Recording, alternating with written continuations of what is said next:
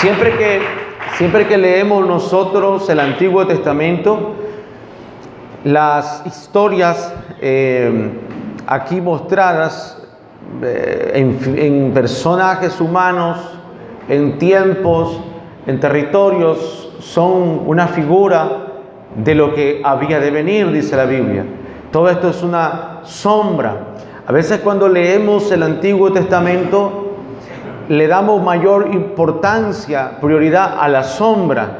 Y si usted se da cuenta, por ejemplo, cuando usted apaga la luz y enciende una lámpara, por ejemplo, y empieza a hacer, no apague la luz. Cuando usted va caminando por la calle, de repente ve una sombra que va al lado suyo y a la larga es su sombra, ¿sí o no?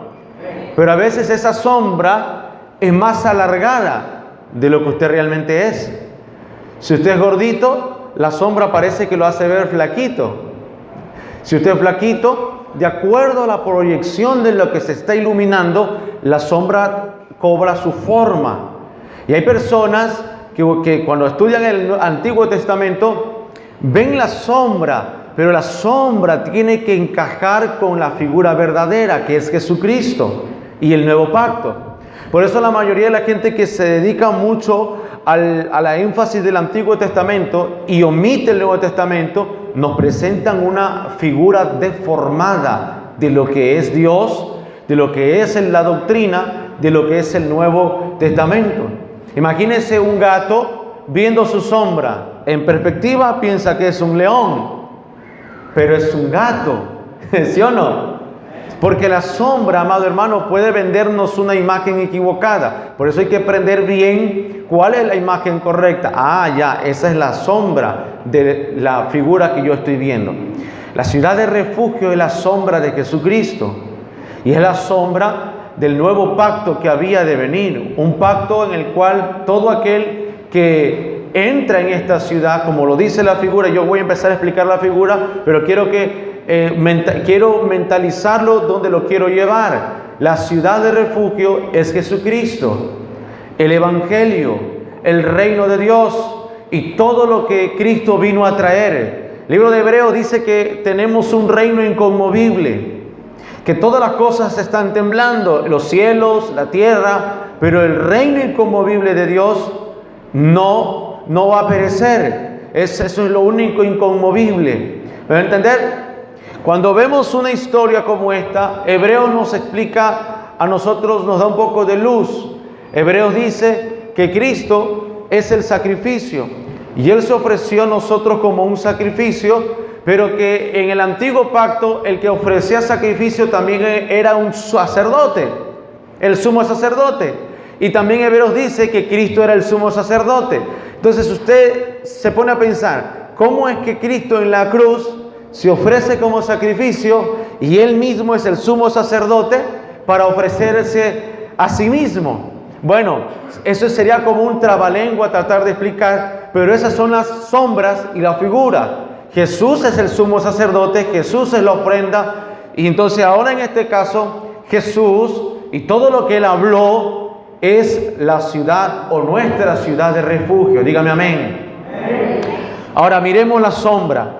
Le dice Dios a Moisés, quiero que escojan 6 ciudades. Estas ciudades pertenecían a las ciudades de los levitas. Si usted lee unos versículos anteriores del mismo capítulo, usted se va a dar cuenta que Dios distribuyéndole las ciudades a los levitas. Eran los levitas los que tenían que proporcionar ese espacio territorial para generar un lugar de refugio a aquellos que iban a ser perseguidos por un vengador. Dice que el que mata a su hermano por voluntad, por odio, era homicidio y debería de morir. Pero cuando se cometía el homicidio sin querer queriendo, o sea, un accidente, un asunto fortuito, entonces tenía que correr rápidamente a esa ciudad. Pero note lo que dice, la ciudad era proporcionada por los levitas.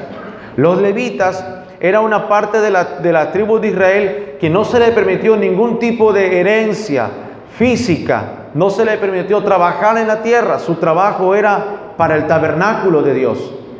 Prácticamente los levitas eran ministros de Dios, ayudantes de los ministros de Dios, eran gente que estaban consagrada al tabernáculo, ¿ok?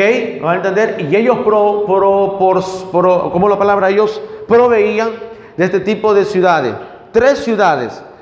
Antes del paso de Israel hacia el Jordán y llegar a Jericó, 2 tribus se quedaron atrás y acamparon en Moab y poblaron Moab. Era la tribu de Rubén y la tribu de Gad. Y Dios le dijo, a estos lugares que se quedaron en el occidente, quiero que hagan 3 ciudades.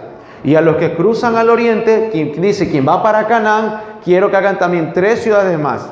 Las ciudades no eran solamente para un grupito de judíos o de Gaad o de efrateos, sino que era para todos. Para todos los extranjeros que de pronto se equivocaban y cometían un accidente, podían llegar a refugiarse en una de esas ciudades, proporcionadas por los levitas. ¿Se me está siguiendo la historia? Dígame amén. Fíjate que dice que tenía que, apenas ocurría el accidente, hablemos del accidente, de alguien que cometió un accidente, tenía que correr rápidamente y entrar y refugiarse y notificar. ¿A quién? Al sumo sacerdote, mandarle la noticia. Mientras él corría a refugiarse, tenía que mandar un mensajero y decirle al sumo sacerdote, pasó esto y quiero asilo, refugio, antes que el vengador venga. ¿Quién era el vengador? Era un familiar del asesinado, era un familiar del muerto.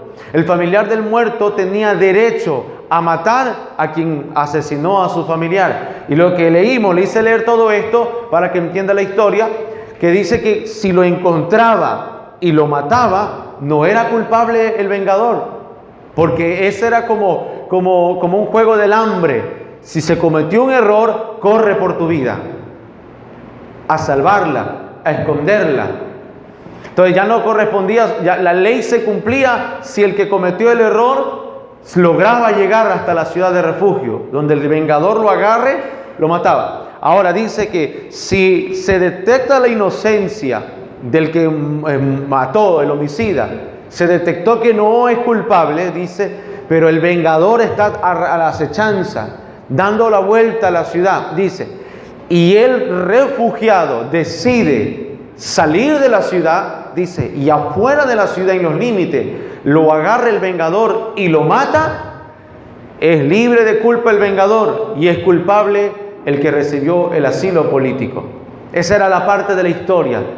Ahora, imagínense, quiero hablarle de la ciudad de refugio y de la función del sumo sacerdote, del asilado y de la función del sumo sacerdote, porque dice que el preso o el asilado, el refugiado, tenía que estar dentro de la ciudad, no hasta que el vengador se moría, no hasta que se le pase la ira. El requisito era hasta que el sumo sacerdote moría. Amén. Ahora, en la ciudad de refugio, Reina Valera no lo dice, pero otras traducciones, como por ejemplo la Nueva Traducción Viviente, dice que el asilado tenía que meter a su familia también ahí. Porque a veces pasaba que el vengador, como no lo encontraba al homicida, se iba por la familia a pelear. Encontraba al papá, a la hermana, con alguien tenía que cobrarse el llamado ojo por ojo y diente por diente. Es el carácter nuestro, hermano. Cuando usted le hace algo a alguien y no se la pueden devolver a usted, el vengador buscará a su familia, a sus hijos. Es el carácter de los vengadores. No de los Avengers del Marvel, no, sino del malo que quiere venganza. Amén. ¿Se entendió bien la historia ahí? Fíjese que yo meditando en esto, si Jesucristo es la ciudad de refugio, ¿cómo es que el Señor le da asilo a los refugiados que escapan del vengador de nuestras almas, que es Satanás? Porque hay algo que el diablo no perdona, es cuando alguien deja el mundo, lo deja a él, porque el diablo es el señor de este mundo, el principado que está en la potestad de los aires, el que ciega a los hombres para que no les resplandezca la luz de Cristo. El diablo está casado con este mundo, el diablo está casado en matrimonio, en pacto con cada persona que nace en este mundo. Pues David dijo, en iniquidad he nacido, en pecado he sido concebido. Todos los que nacen en esta tierra nacen en pecado y nacen ya casados con el diablo. Cuando crecemos y Dios en su misericordia nos alcanza, entendemos el Evangelio y decidimos divorciarnos del amo de este mundo para tener a un nuevo Señor que es Jesucristo. Cuando lo confesamos, lo recibimos y decidimos vivir una nueva vida con Él. Nadie, ni siquiera nuestros propios hijos que nacen en el Evangelio, cuando nacen y crecen, ellos no son cristianos todavía. Ellos no han nacido de nuevo hasta que tengan un encuentro real con Jesucristo. Hasta que ellos no se vean condenados y vean a Jesús en la cruz y entren en aquella ciudad de refugio, hasta que ellos no sean conscientes de que la paga del pecado es la muerte, no serán salvos. Solo los que son conscientes que el que peca se va al infierno, pero el que le sirve a Jesucristo tiene moradas celestiales. Ese es aquel que realmente ha nacido de nuevo. Y aún nuestros hijos tienen que nacer de nuevo. Por eso ellos tienen que bautizarse. ¿Cómo nuestros hijos pueden bautizarse? Si ellos no han tomado, no han violado, se supone que no son pecadores, que nacieron ya en la cuna evangélica. ¿Y por qué les decimos que se bauticen? Por causa del arrepentimiento, del pecado que mora en nosotros. Dígame amén. Entonces, una vez que nosotros nos divorciamos de ese marido malo, perverso, que es Satanás, y nos casamos con un nuevo marido, que es Jesús, Satanás se convierte en nuestro vengador. Y él buscará la forma de destruirnos. Por eso dice Juan 10, roba, mata y destruye. Por eso dice el libro de Pedro, que anda como león rugiente buscando a quién devorar. Por eso dice Efesios 6, que no tenemos lucha contra los seres humanos, sino contra seres espirituales, que no buscan tener nuestra amistad, buscan matarnos. Ellos buscan la amistad con la gente del mundo, pero con los cristianos buscan matarlo. Si usted lee Apocalipsis capítulo 12, usted se va a dar cuenta que dice una figura, que es una mujer, y la mujer estaba encinta, y llegó el tiempo que la mujer dio a luz, y dio a luz un varón, y este varón nació para reinar, dice, con vara de hierro. La mujer es la iglesia, y el que dio a luz, el remanente de la iglesia, el Hijo de Dios, el primogénito. Dice que Dios arrebató al primogénito al cielo. Ese primogénito es Jesucristo, pero persiguió a la iglesia, persiguió a la mujer con gran odio. El vengador es el diablo, hermano. El vengador son los demonios. El vengador son todos los espíritus conocidos y desconocidos que buscan la forma de hacerte caer. Pero aquí dice el texto sagrado, si logras escapar y entrar en la ciudad de refugio, el vengador no te puede tocar. Ahora, la ciudad de refugio es Jesús, ¿sí o no? Todo aquel que entregó su vida a Jesucristo, entrando en la ilustración, Satanás no puede tocarte. Amén. Más adentro entremos todavía. Si el Señor formó estas ciudades y estableció un sumo sacerdote para que cuidara al refugiado, ¿qué vendría a significar eso? Amado hermano, en una tribu, en una nación de 12 tribus, Dios estableció 6 ciudades para que se puedan refugiar cualquiera.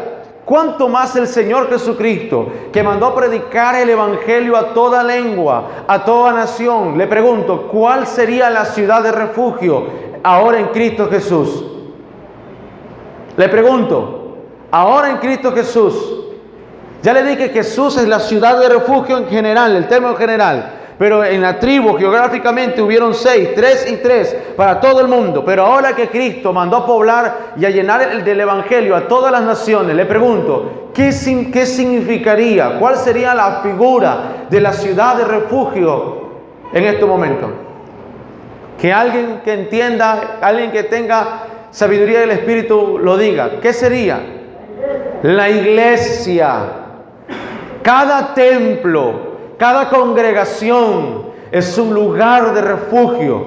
El predicador, demuéstremelo. Salmo 27. en el día de la angustia, yo me esconderé en tu tabernáculo. Hoy ya no hay un tabernáculo como el de David. Hoy hay muchos tabernáculos, muchos sumos sacerdotes dentro de cada tabernáculo. ¿Para qué? Para cuidar a todos los refugiados que vienen, que el diablo los está persiguiendo, para matarlos, destruirlos y robarles. ¿Me entendió? Dígame amén. Entonces, buscando esta figura, si usted se va de la iglesia, se va de la congregación, se va de la figura que es la ciudad de refugio, ¿qué le espera afuera? Afuera lo van a devorar, afuera lo van a confundir, afuera el devorador está esperando. ¿Sabes cuándo tú te puedes ir de la iglesia? ¿Qué dice la Biblia? Cuando el sumo sacerdote se muera. ¿Quién es el sumo sacerdote?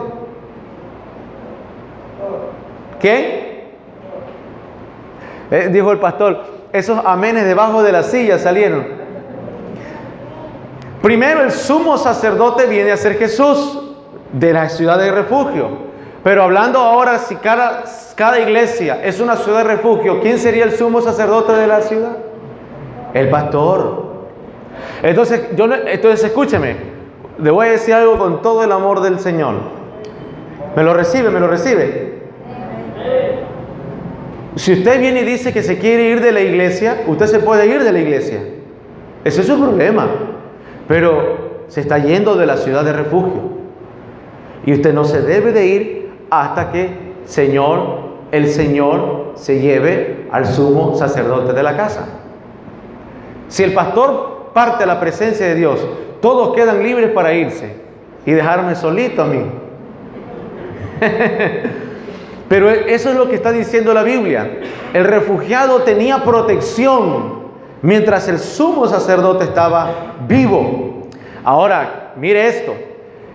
A mí me gustaría, no lo voy a leer, pero en el libro de Levítico, si usted va al libro de Levítico, váyase un ratito al libro de Levítico, el capítulo 14, solamente mire el capítulo 14, el capítulo 15, capítulo 16, échale una miradita nomás, nada más mírele a los títulos que dice ahí. Ya, por ahí más o menos. Yo le voy a dar un resumen de lo que hablan en estos capítulos. Míreme acá, por factor tiempo no lo voy a leer, pero dice que habla aquí de lo que el sacerdote y el sumo sacerdote tenían un trabajo referente a las plagas o a la lepra. El sumo sacerdote había recibido una sabiduría especial de parte de Dios. ¿Para qué? Para tratar las enfermedades de la piel del pueblo. Quiero recordarle algo. El pueblo viene unos mesecitos saliendo de Egipto, siendo esclavo y no teniendo ningún tipo de conocimiento, ni de medicina, ni de nada curativo, nada. Eran esclavos. Pero Dios a los sacerdotes y el sumo sacerdote les dio una sabiduría particular para que detectaran las enfermedades de la piel primeramente. Míreme acá, míreme. Decía, si la piel está rojiza, es un salpullido. Le decía, no es inmundo, mándale a que se ponga tal cosa, y después de tantos días, si el color cambia y ya se puso normal, no es impuro. Pero si la piel empieza a ponerse blanca, en lepra, decía, apártalo. Y empezó Dios a darle un tipo de trabajo al sacerdote y sumo sacerdote para detectar este tipo de cosas en las enfermedades de la piel primeramente. Esta enfermedad, diagnóstico, esta enfermedad. Ok. Luego dice, si uno de ellos tiene otro tipo de enfermedad, por ejemplo, si tiene emisiones, derramamiento de semen, dice, por ejemplo. Y él dice, ¿cómo derramamiento de semen? No hablando de la relación sexual normal, sino cuando es involuntario. En otras palabras, interpretando enfermedades venéreas. Si hay secreción vaginal o secreción en el pene del hombre, dice, esto es señal de que ha pecado. Porque ninguno de ustedes debe tener enfermedades venéreas, a menos que haya pecado con rameras, con fornicación. El tal está inmundo, dice. Ahora mira, el trabajo del sacerdote tenía que desnudarlo para verlo y evaluar y decir, eso es enfermedad venérea. Esa no es secreción normal, eso es una enfermedad. Así que tienes que estar apartado. Tenía que la esposa del sacerdote o la esposa de los sacerdotes estar pendiente de que las hermanas que tenían menstruación no anduvieran por ahí, porque en ese tiempo no había toalla sanitaria, no habían tampones. La higiene era completamente primitiva. Entonces Dios les está enseñando higiene a ellos y les decía, no pueden andar por ahí tocando todo porque van a contaminarlo todo. Entonces quiero que vea esto. Y Dios le dice, y cuando entres en Canaán y te encuentres y vayas a las casas y uno de mi pueblo entra en la casa y vea plaga, la otra traducción dice vea lepra, otra traducción dice vea moho en las paredes, no entren a esa casa, dice. Llamen al sacerdote, o llamen al sumo sacerdote y que evalúe. O sea que el sacerdote tenía la habilidad no solo de ver la enfermedad en la piel, las impurezas, sino que también tenía una sabiduría para ver lo que pasaba en las casas. Y decía, esto, y lo vas a llamar y va a ungir la casa de esta manera, y de esta manera la va a limpiar, le va a purificar. Y si el sacerdote dice que ya no hay remedio, tienes que demoler la casa y comenzar desde abajo. El sacerdote tenía que ver si la ropa de alguien ya tenía la lepra, el moho, la infección, lo que sea, y el sacerdote la veía y decía, esto está mal, hay que quemar la ropa, y etcétera, etcétera. Yo me puse a pensar, la gente piensa que los pastores somos vagos, ociosos, que nuestro trabajo solo es agarrar el micrófono y predicar, y dice cualquiera puede sentarse a leer la Biblia y trazar la palabra, pero yo no veo a un sacerdote que solamente está enseñando la ley. Y eso es algo que usted debe de saber, porque si esto es una figura de los ministros de Dios, nosotros los ministros somos llamados muchas veces a pasar tiempos y horas aconsejando, enseñando desde el púlpito y desde fuera del púlpito. Y hay cosas en que las ovejas dicen, pastor, quiero que venga a ungir mi casa, mi negocio. Unos no entienden por qué, pero bíblicamente dice el sacerdote entraba en la casa y miraba lo que el pueblo a veces no podía ver, el sacerdote lo veía.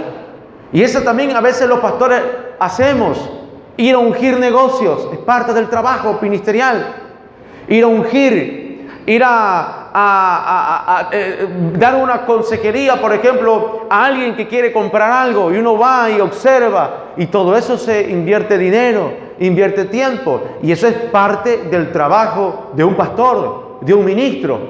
No es que a veces hay gente que dice, no, solo se van a pasear. No, es parte del trabajo. Imagínense, miles y miles y miles de hebreos, miles, que le salgan 500 casas al pastor a ir a inspeccionar. ¿Será que esas 500 casas las va a revisar en un día? ¿En una semana? Yo creo que el sumo sacerdote ya tenía un secretario atrás y le decía, ¿qué casas te toca visitar? La casa de la hermana fulana, del hermano fulano. Tenemos 5 casas para hoy, tenemos 3 leprosos que revisar hoy, aparte de los sacrificios, aparte de la enseñanza bíblica que hay que dar. Y yo pienso, todos los días era un trabajo continuo. Todos los días el sumo sacerdote, y ahora se le agrega y le dice, ahora tienes que auxiliar a los refugiados. Y qué estrés para ese sacerdote, qué estrés para el sumo sacerdote, que no solo tiene que estar pendiente que la ropa de los hermanos no esté maloriente, porque tenía que detectar eso, y donde detectaba un moho, ¿sabe lo que es el moho? Esos puntitos negros que le salen a la ropa cuando uno no las lava, cuando uno las tiene ahí en el cesto de la ropa sucia por semanas, meses. Yo leyendo esto, yo dije, Dios mío, yo voy a cambiar la sábana de mi cama todas las semanas, un día, todas las semanas, fuera. Yo empecé a ver como mi hijo Sair para la calle, y Sair dice, papi, hay bacteria en el piso, bacteria en todos lados hay bacteria. La vez pasada vino a la iglesia y un hermano le tocó el brazo, dice, hola Sair. Sair se le acercó a la mamá y le dijo, mami, échame alcohol que tengo bacterias, me tocaron. Y yo leyendo esto, yo dije, Dios mío, cómo Dios está interesado en que su pueblo tenga higiene, su casa esté arreglada. Usted se imagina, si Dios fue temático que no haya moho en la casa, ¿cómo se sentirá Dios si entra a nuestra casa y ve las telarañas como adornos y grinaldas?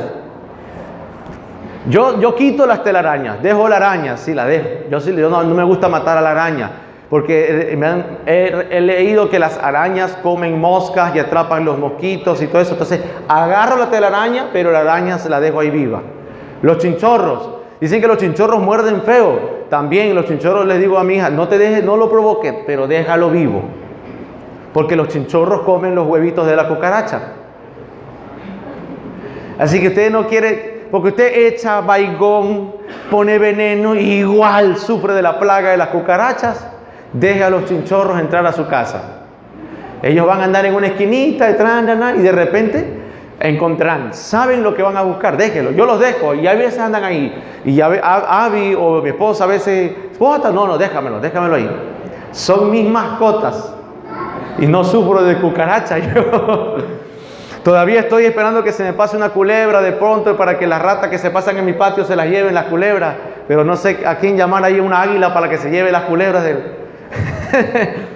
Pero bueno, entonces me di cuenta, hermano amado, que los sacerdotes, porque uno se mentaliza y dice, los sacerdotes solo servían para ofrecer el sacrificio. No, tenían un arduo trabajo todos los días, todas las semanas, todos los meses con el pueblo, porque era mucho el pueblo que tenía que ministrar. Así que a veces la gente se va de la iglesia con la premisa de mirando la vida de los pastores, mirando la familia de los pastores, y no se dan cuenta que esta es la ciudad de refugio, y afuera está esperando el vengador, porque afuera el vengador te va a llenar de malos pensamientos, te va a corromper, y luego tú mismo te pondrás en la posición de pecar para que Dios te castigue. El diablo no te va a destruir y va a decir, ahora sí te agarro, José, vas a ver. No, me va a seducir, me va a convencer, me va a hablar bonito y va a hacer que mi alma y los deseos de mi carne se inflen. Yo le decía la vez pasada acerca de Acán, ¿se acuerda? Si hay un Acán en tu vida, tienes que matarlo. Un Acán es una pequeña práctica que te hace pecar, te hace equivocar y tienes que matarlo completamente, porque nos va a inflar. Entonces fíjese usted, dice que el sumo sacerdote tenía que estar pendiente ahora de este personaje. Y ahora, eso contando que es uno, y si hay dos, y si hay 100, y si hay una congregación ahí. Sabe que cuando un hermano o un hombre bueno, justo de pronto, lo meten preso por un accidente, por ejemplo, o un malentendido, y lo llevan a la penitenciaría, ¿qué es lo primero que se le recomienda a alguien, un familiar, un hermano o una persona justa? Vete al pabellón donde están los hermanos. ¿Está aquí o se me perdió? ¿Amén qué? ¿Amén está aquí o amén sí se perdió? Denle un aplauso al Señor, denle un aplauso al Señor.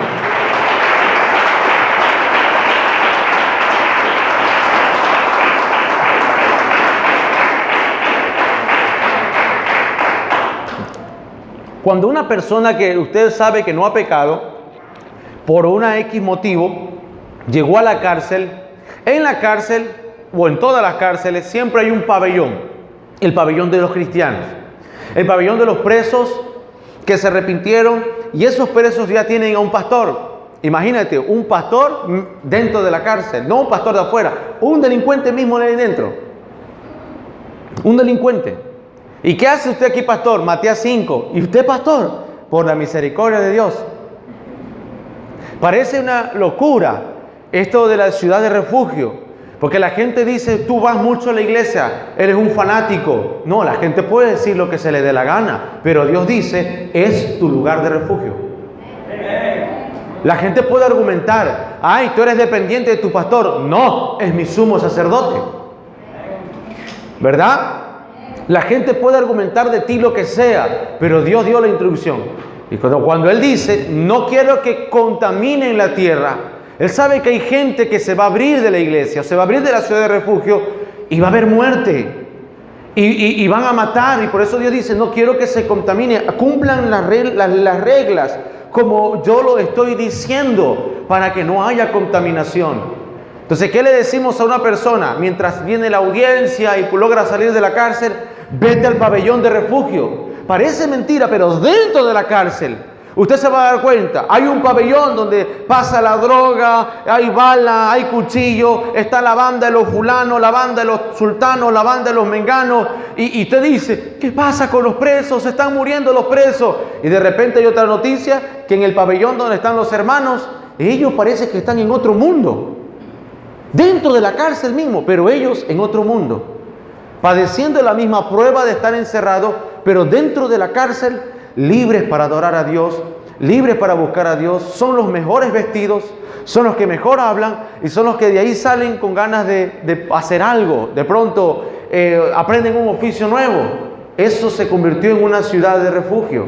Todos los países tienen dentro de las cárceles un lugar así. Amén, ¿me va a entender? Dígame amén. Amén. ¿Cuánto más las congregaciones que Dios abrió y donde ha puesto un sumo sacerdote que es un pastor?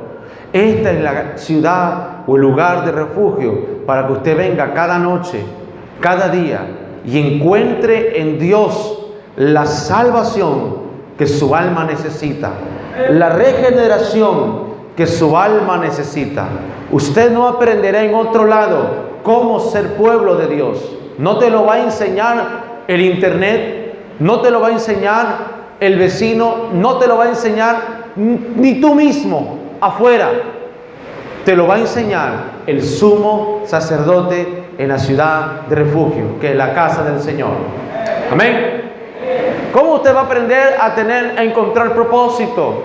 ¿Cómo va a aprender su asignación? La conducta que usted tiene que tener. No lo va a lograr fuera de la ciudad de refugio. Así que cuando mañana se encuentre a alguien que le diga, tengo ganas de irme de la iglesia, hágale leer este pasaje bíblico y dígale, afuera de la casa de oración, el vengador te va a convencer, te va a enredar, te va a envolver.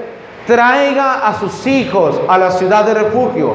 No solo usted es el refugiado, toda la familia tiene que venir a la ciudad de refugio, porque el vengador, si no puede contigo, se vengará con tus hijos, se vengará con tu pareja.